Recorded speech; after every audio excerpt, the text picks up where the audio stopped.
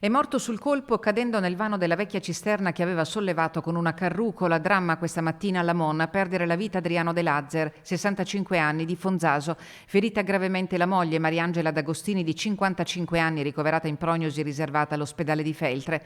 La dinamica dell'incidente al vaglio dei carabinieri. Adriano De Lazer stamattina era partito per la Monna per svolgere lavori domestici nella casa dove vive l'anziana suocera, in via Ferd. Assieme a lui la moglie, che si è prestata ad assisterlo mentre rimuoveva una vecchia cisterna. D'un tratto la carrucola con la quale aveva appena sollevato il serbatoio si è rotta, facendo precipitare l'uomo, morto praticamente sul colpo dopo aver sbattuto violentemente la testa. L'allarme ha fatto arrivare immediatamente i soccorsi. Per Adriano De Lazer non c'era più nulla da fare. La salma è a disposizione dell'autorità giudiziaria per accertamenti. La moglie è stata trasportata d'urgenza all'ospedale di Feltre, dove si trova ricoverata in prognosi riservata, pur se non sarebbe in pericolo di vita.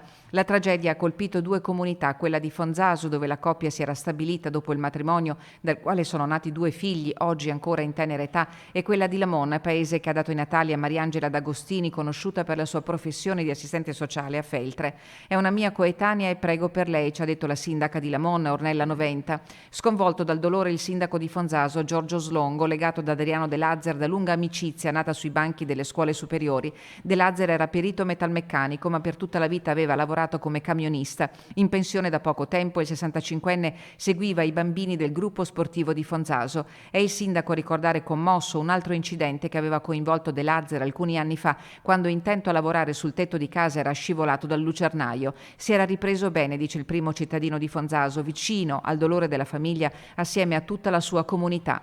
Una giornata da incubo quella di oggi per Fonzaso, colpita da un duplice lutto. Stamattina la notizia della scomparsa di Renato Bazzocco, 61 anni, titolare dell'edicola di Arten. L'uomo era ricoverato per un trauma subito a causa di una caduta. Oggi erano attese le sue dimissioni dall'ospedale, ma nella notte l'improvviso peggioramento delle sue condizioni di salute ne ha causato la morte.